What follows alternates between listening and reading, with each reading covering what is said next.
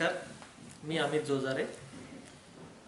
मी आज तुमच्याशी नास्तिकता या विषयावरती संवाद साधणार आहे. मी नास्तिक आहे. पण मी काही सुरुवातीपासूनच असा नास्तिक नव्हतो. माझा जन्म एका पारंपरिक हिंदू कुटुंबात झाला. माझे आई वडील, आजी आजोबा, काका मामा आत्या सगळेच आस्तिक होते. आणि सर्वसाधारण मराठी हिंदू कुटुंबामध्ये जे धार्मिक संस्कार केले जातात तसेच ते माझ्यावर पण झाले. सर्वच मुलं लहानपणी जिज्ञासू असतात, प्रश्न विचारत असतात. तसेच मी पण विचारत होतो. उत्तरं स्वाभाविकच मिळत नव्हती.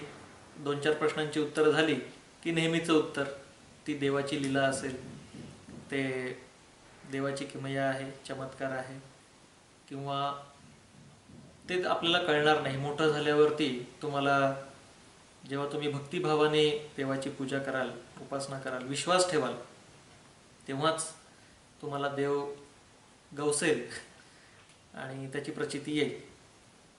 त्याशिवाय काही ती येत नाही. पण मी ती गोष्ट नाकारली. म्हणजे पटत नव्हतं आणि सतत मी चर्चा करत राहिलो. अगदी आजी आजोबांशी सुद्धा चर्चा करत होतो. त्यांना खूप त्रास व्हायचा माझ्या या चर्चेचा. मग हळूहळू ती चर्चा करणं बंद झालं त्यांच्यासोबत. आणि स्वतःच्या मनातल्या मनातच हे विचार सतत असायचे की असं का आहे. एखादी गोष्ट घडते, देवाच्या देवळात पण चोरी होते किंवा मंदिरात बलात्कार होतो, असं आपण नेहमीच बातम्यांमध्ये पाहत असतो. तर हे विचार असे काही माझ्या एकट्याच्या मनात नाही. असे विचार सगळ्यांच्याच मनात येत असतात कधी ना कधी. पण पुढे पुढे बहुतांश लोक देवाला शरण जातात, धर्माला शरण जातात आणि प्रश्न डोक्यात येणं त्यांच्या बंद होतं. किंवा असे प्रश्न मनात येणं हेच मुळात पाप आहे अशी भावना त्यांची असते. या सगळ्याला वाचा फुटली ती नास्तिक मेळाव्याच्या निमित्ताने. एकदा अचानक व्हॉट्सॲपवरती पोस्ट पाहिली की नास्तिकांचा मेळावा होतोय. आणि असं वाटलं की अरे वा, हे तर काहीतरी वेगळंच आहे. आणि मी त्या मेळाव्याला गेलो. आणि आज त्याच्या दुसऱ्याच वर्षी त्या मेळाव्यात एकतर मला अनेक मित्र भेटले ज्यांच्याशी मी मनमोकळेपणाने माझ्या मनातलं बोलू शकत होतो. तिथे कुठलीही आडकाठी नव्हती. तिथे कोणाच्या भावना दुखवत नव्हत्या माझ्या बोलण्याने. आणि ही खूप एक छान फिलिंग होती.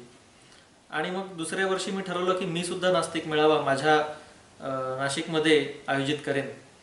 आणि गेले 4 वर्ष आम्ही नाशिकमध्ये नास्तिकांचा मेळावा आयोजित करत आहोत. ह्या मेळाव्यातून जसं मी सांगितलं माझा स्वतःचा अनुभव, की ज्या गोष्टी तुम्ही इतरत्र कुठे व्यक्त करू शकत नाही, मनातले विचार कोणाशी बोलू शकत नाही, ते विचार तर व्यक्त करायला मिळतातच. परंतु जे लोक आधीच नास्तिक आहेत, ज्येष्ठ कार्यकर्ते आहेत, अनेक वर्ष चळवळींमध्ये परिवर्तनवादी चळवळींमध्ये आहेत, वेगवेगळ्या विषयांवरती काम करतात, शिक्षण क्षेत्रात काम करतात, किंवा बेरोजगारीवरती काम करतात, किंवा सरकारी जी जनविरोधी सरकारी धोरणं राबवली जातात त्यांना विरोध करण्याचं काम करतात, असे अनेक कार्यकर्ते नास्तिक आहेत. पण त्यांना लोकांसाठी सतत लढायचं आहे. आणि हे लढत असताना त्यांना लोकांचा पाठिंबा पण हवा असतो. आणि आस्तिक लोक जे आहेत, ज्यांनी आपलं मेंदू देवाला आणि धर्माला शरण दिलेलं आहे, त्यांना नास्तिकांची भीती वाटते. का भीती वाटते? कारण का धर्मांचे काही नियम असतात. सगळ्या धर्मांचे, हिंदू, मुस्लिम, ख्रिश्चन, शीख, जैन, बौद्ध, कुठलाही धर्म घ्या, या सगळ्या धर्मांमध्ये काही नियम जे असतात ते सारखेच असतात. उदाहरणार्थ, चोरी करू नये, खोटं बोलू नये, तुम्ही खून करू नये, परस्त्रीशी संबंध ठेवू नये, बलात्कार करू नये, हे असे नियम सगळ्यांचे सारखेच असतात. आणि हे नियम जर मोडले तर देव शिक्षा करतो. काही धर्म असेही आहेत की ज्यांच्यामध्ये देव नाकारण्यात आलेला आहे. उदाहरणार्थ बौद्ध धर्म, शीख, जैन. परंतु या धर्मांमध्ये देखील धर्मसंस्थापक जे आहेत त्यांच्या शब्दांना अनन्यसाधारण महत्त्व दिलेलं असतं आणि धर्मसंस्थापकांनी दिलेला शब्द मोडायचा नाही असा एक नियम असतो. तर आस्तिकांना अशी भीती वाटते की हे जे नास्तिक लोक आहेत, जे देव मानत नाही, देवाची यांना भीतीच नाही, तर ही लोक हे नियम मोडतील आणि अधर्म करतील आणि जगावर संकट कोसळेल. परंतु खरा अनुभव असा आहे की जे आस्तिक आहेत ते आपल्या आपल्या सोयीने हे नियम पाळतात आणि आपल्या आपल्या सोयीनेच हे नियम मोडतात देखील. मंदिरामध्ये बलात्कार करणारा काही नास्तिक नसतो किंवा देवळात चोरी करणाराही नास्तिक नसतो. बरेचसे तुम्हाला माहिती असेल, अनेक स्मगलर लोक आपल्या स्मगलिंगच्या मालातला काही हिस्सा देवळात दान करतात आणि देवाला म्हणतात, देवा आता मला क्षमा कर, आणि बाकीचा मलिदा स्वतः खातात. तर या उलट जर आपण नास्तिकांकडे पाहिलं तर आपल्या देशाचे पहिले पंतप्रधान जवाहरलाल नेहरू हे देखील नास्तिक होते. याशिवाय देखील अनेक शहीद भगतसिंगाचं उदाहरण आहे. आम्ही जो नास्तिक मेळावा आयोजित करतो तो 23 मार्चच्या दिवशी करतो. शहीद भगतसिंग झाले आणि असे अनेक जगभरामध्ये वैज्ञानिक, राजकारणी, शास्त्रज्ञ ज्यांनी या जगाचं भलं केलेलं आहे असे अनेक नास्तिक आपल्याला बघायला मिळतात. शहीद भगतसिंगाच्याच शहीद दिनीच नास्तिक मेळावा आयोजित करण्याचं एक महत्त्वाचं कारण म्हणजे आस्तिकांना असं वाटतं की हे जे नास्तिक लोक आहेत हे काही खरोखरचे नास्तिक नाहीत. एकदा तुमच्यावरती जेव्हा संकट येईल तेव्हा तुम्ही देवाचा धावा कराल आणि देवाला शरण जाल असं त्यांना वाटत असतं. किंवा काही आस्तिक तर असेही म्हणतात की हे फक्त बाहेर नास्तिक करतात पण मुळात घरामध्ये गुपचूप देवाची पूजा करतात. शहीद भगतसिंगांचं उदाहरण हे या सगळ्या गैरसमजांना फाटा देणारं आहे. त्यांना फाशीची शिक्षा झालेली होती, जेलमध्ये होते आणि त्यावेळी देखील त्यांनी देवाची उपासना करायला नकार दिला. फाशी जाताना देखील त्यांनी कधीही देवाची पूजा केली नाही आणि त्यांनी असं म्हटलं, लिहून ठेवलंय की ज्यावेळी माझ्या गळ्याभोवती फास आवळला जाईल तेव्हा तोच माझा शेवटचा क्षण असेल, तिथून पुढे कुठलंही स्वर्ग, नरक किंवा दुसऱ्या कुठल्याही लोकात मी जाणार नाही आहे. तर हे जे अनेक लोक आहेत जे सर्वसामान्य लोकांसाठी लढत आहेत, त्यांना लोकांचा पाठिंबा हवा असतो आणि हा पाठिंबा मिळवत असताना त्यांना स्वतःचे मनातले विचार, स्वतःची नास्तिकता जाहीर करून चालत नाही. त्यामुळे ती नास्तिकता जर त्यांनी जाहीर केली तर आस्तिकांना अडचण होते, आस्तिक लोक आपल्यापासून दुरावतील ही त्यांना भीती असते. ही भीती राहू नये हा आमचा नास्तिक मेळाव्याचा एक उद्देश आहे. नास्तिक मेळाव्याच्या निमित्ताने आम्ही लोकांना हे सांगू इच्छितो की आम्ही नास्तिक आहोत, आम्ही ईश्वर मानत नाही, आम्ही कुठल्याही धर्माचे नियम मानत नाही, पण याचा अर्थ आम्ही अनैतिक आहोत असं नाही. आम्ही माणुसकी जाणतो आणि माणसाच्या सुखकर आयुष्यासाठी, आनंदी आयुष्यासाठी जे जे करणं आवश्यक आहे ते सगळं आम्ही करतो.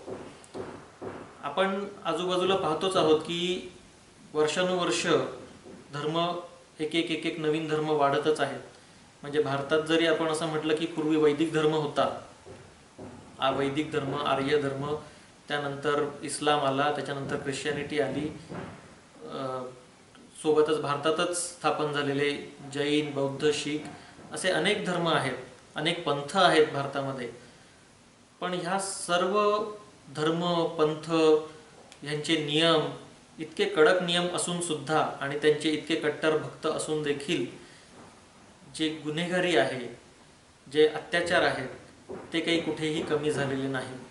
कुठल्याही परमेश्वराने, कुठल्याही देवाने येऊन इथे मुक्ती देण्याचा प्रयत्न केलेला नाही किंवा कुठल्याही गुरुने सांगितलेल्या मार्गाने गेल्यामुळे या जगातले सो कॉल्ड पाप कमी झालेले नाही. त्यामुळे नास्तिक असण्याचा एक सगळ्यात महत्त्वाचा जो मला फायदा दिसतो, नास्तिक माणूस स्वतःची जबाबदारी स्वतःवर घेतो.